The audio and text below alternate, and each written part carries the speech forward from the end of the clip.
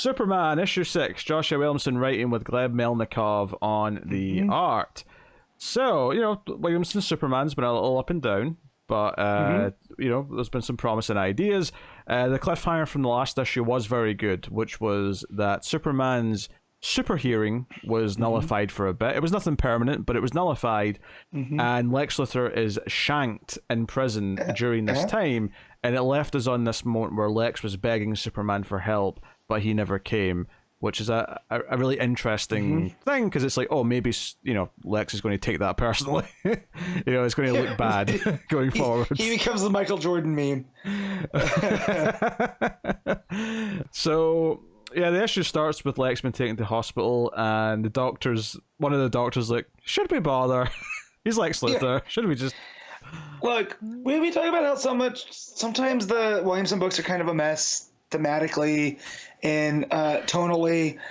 I'm here for the doctors wondering if we should save Lex, right? I like the little bits of humor he's throwing in here, because, of course, in a Superman book, we're going to want, them to help Lex. So that's what Superman would want. But just the idea that it's there, I think is funny. I mean, I like this page just because it was a nice, instant, sort of recap. Like, oh yeah, I instantly remember how the last one ending now. Very good. You've got me back in the swing of things. So Superman's flying about. We see him deal with some van with criminals firing bullets, the whole thing. But it establishes that he's got stuff on his mind because he's not stopping for the friendly chat that he normally does. And we get this great page of everyone badgering Lois for decisions on things at the Daily Planet, and she's sticking her fingers in her ears and going la la la la la. And it's this interesting little idea that she's coming to realize that being editor isn't just doing the editing part, but she's also kind of babysitting and being the therapist for all of the employees too. Yep. And all of a sudden, she respects Perry White's position in life a lot more. Yep. Well, think about all the stuff that she put Perry through. And, you know what I mean? So there's that extra layer. I like here, too, where Clark comes to talk to her because she's trying to get some peace of quiet in her office. And Clark comes and calls her Metropolis, to go with when she calls him Smallville. I thought that was a nice little fun touch. I think it worked well in context because she's been overstressed by the bustle of everything, which is kind of she always called him Smallville because he comes from the simple town who just farms, and he's the small town boy.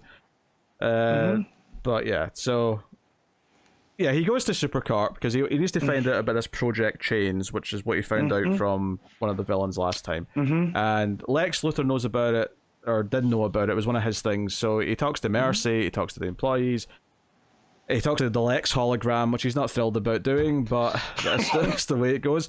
So it turns out that this project was a fancy prison cell that was done in conjunction with Stryker's Island, and the prison there was only one prototype was ever built, and it was 300 feet below the prison.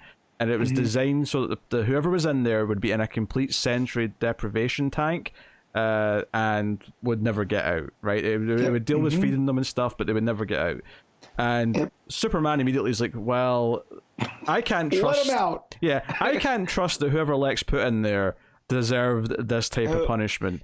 And it's not like I like sending people to the Phantom Zone, so I'm going to go down and open. That said, though, I feel like Superman's naivete maybe shows a little bit here. I think going and checking who's there, absolutely. But like freeing him and saying, hey, I'm here to help, and expecting that he won't lash out, or whoever this may be, maybe a bit dumb on Superman's part. Yeah, but again, he's a little bit too trusting. He believes in people a little bit more than he should.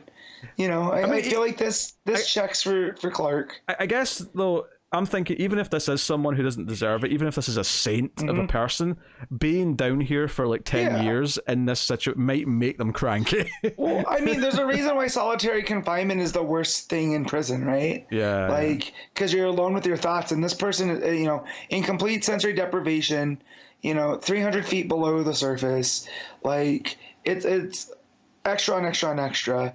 So yeah. Yeah, I said tank, but it's actually more like a helmet that he's wearing over his head. You know what? It kind of reminded me, I don't know how familiar you are with the X-Men and stuff, but when we learned about Proteus and his reality warping powers, That Xavier had him, kind of, I forget what island he was on, but they had him put away because he could, hop from body to body, and then they'd lose track of him. This reminded me very similar to that whatever this guy's deal is, he's that much of a threat that he needs to be away from everybody. Yeah, I mean, his eyes light up, and when he does start fighting, right, he gets really pissed. As soon as he realizes that Superman is kind of working for Lex Luthor in this case, he gets really upset about that. He starts flying, and notably, when Superman tries to blast him with heat vision, this guy just, redirects the beams. He just sort of makes them go at a right angle. So he's got some form of telekinesis or something. Well, there's that, and then he forms the Earth right into big hands to trap Superman before he wraps him up in the same chains. Yeah, and whoever this is from before Superman, well, not existed, but before he was publicly Superman, because he doesn't know who Superman is. This was before. So Lex stopped this ultra powerful being, whoever he is. Now, admittedly, he still might turn out to maybe be a good guy who Lex has turned into a villain by the way he's treated him. That's entirely possible. But clearly he is a bit dangerous right now. So the big cliffhanger at the end of the issue is that he's basically trapped Superman in this same prison and this mystery character's left, and Mercy's like, hey Superman, I can't free you. The only person who can get you out of this now is, well, basically Lex Luthor. So who wakes up, right, yelling about Superman, what have you done? Yeah, he just knows. He knows that prison's been owned. So I'm going to assume that the villains, what Graft and whatever the other one was called, Dr. Farm, that they probably wanted this guy out. This is maybe someone who's going to work with them or something. Yeah, it's designed chaos, right? If they're busy with the chain, then they can't pay attention to them. I also think the design's pretty cool. Just the way that the chains are coming off of him. Right? It's almost like they are like tentacles, but it's not in that Doc Ock kind of way, right? They're kind of just omnipresent. Yeah, they're less symmetrical and uniform. Yeah. They're more kind of squiggly wiggly. Yeah. So it makes almost like an alien-like form to this guy, who by all other metrics is a normal human. With very powerful telekinesis. So yeah. Which, by the way, next issue is 850. So I guess this was Legacy 849. They should start tracking this on this cover as well. That would make sense.